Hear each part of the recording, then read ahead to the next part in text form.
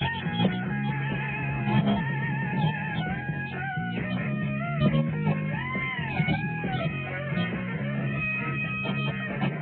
was now that he released a second album, Axis Bold of Love, to be followed by Electric Ladyland.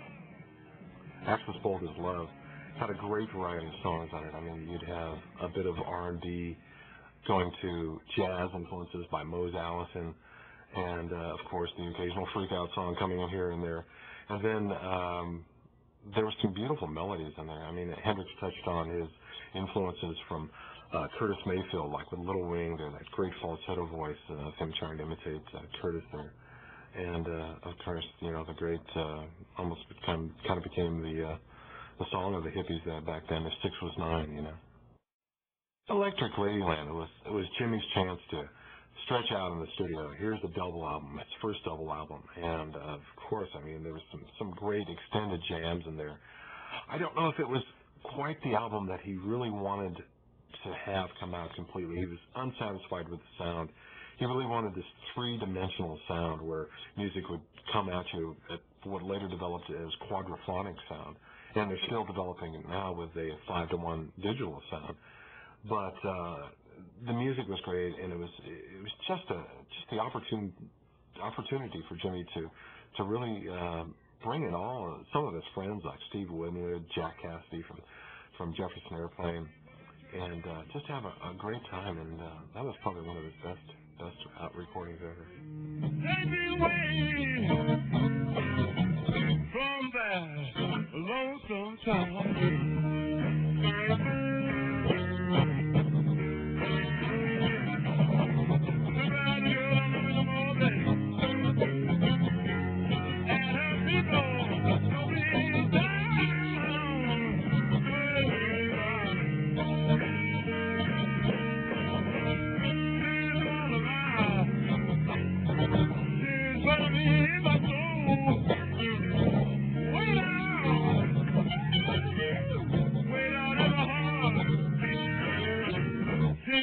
Me down in my soul.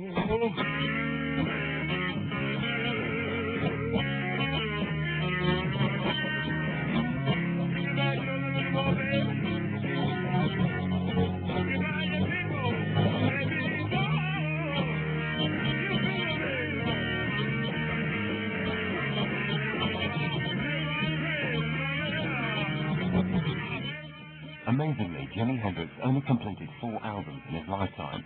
His last, Band of Gypsies, was recorded live on New Year's Eve, just months before his death. Apart from his guitar, one of Jimmy's other great loves was women.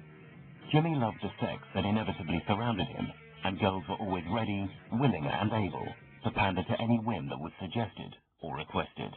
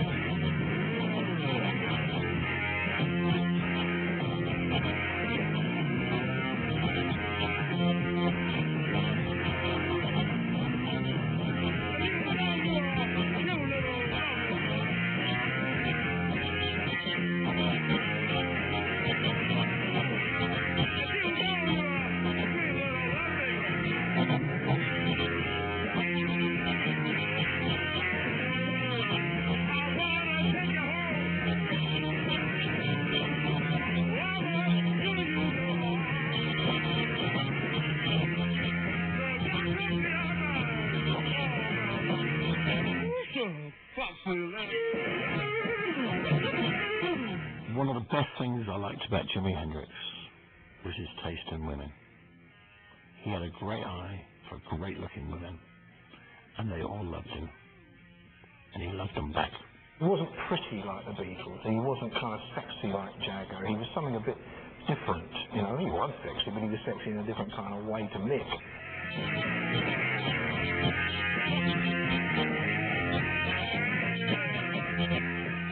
We adored each other, you know. Well, I don't, you know, that's sort of personal, but he wrote a song for me, Scorpio Woman. It's a music song. It's totally music. It's a combination of Bach and Beethoven and a little bit of blues and some flamenco guitar. He was hard not to love.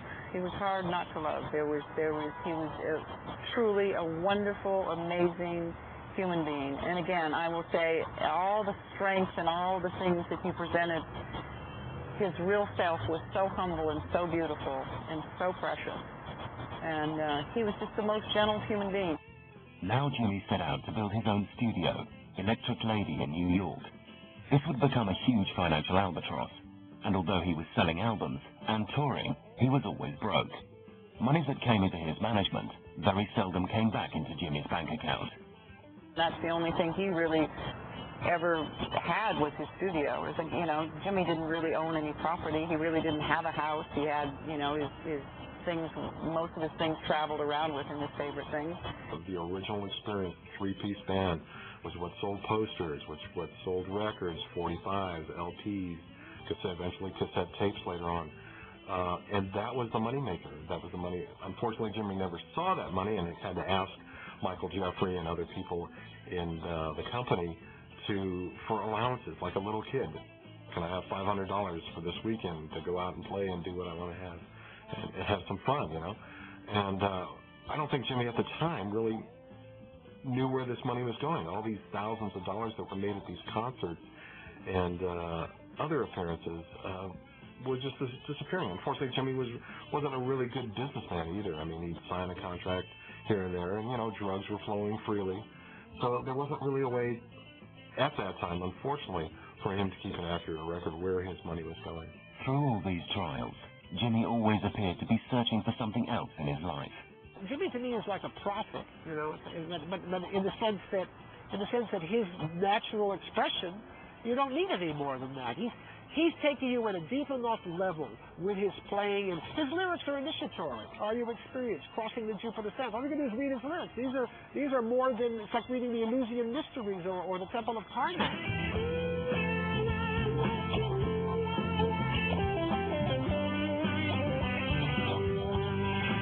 I mean, he really couldn't tell the difference between fact and fantasy a lot of the time.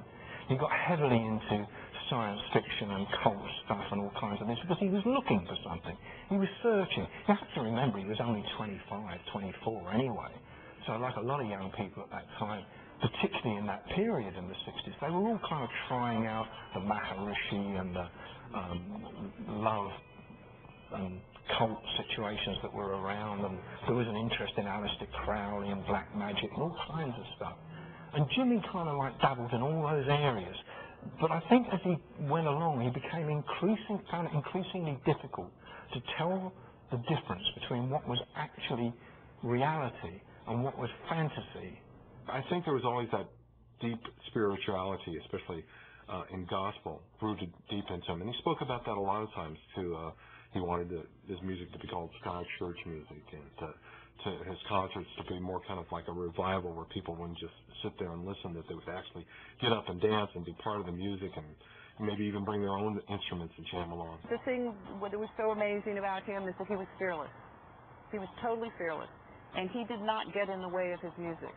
So many musicians get in the way of their music. When they're playing, they all of a sudden say, oh, it's me, I'm playing, and I'm really good. And it ends. Jimmy was soon to feature in his first movie, Rainbow Bridge, directed by Andy Warhol acolyte Chuck Wine. When we did the concert for Rainbow Bridge on the side of Haleakala Crater, we had everybody sitting according to their size because Jimmy wanted to dip into pockets of energy. That was his idea. Our concert that we held in Maui was a color vibratory sound experiment. We actually had people sit in their sun signs. And then he wrote a bar of color for each sun sign. If you were a Scorpio, which I am, you got 2 bars of red, and the person next to you got their 2 bars of blue and 2 bars of purple and 2 bars of yellow, and then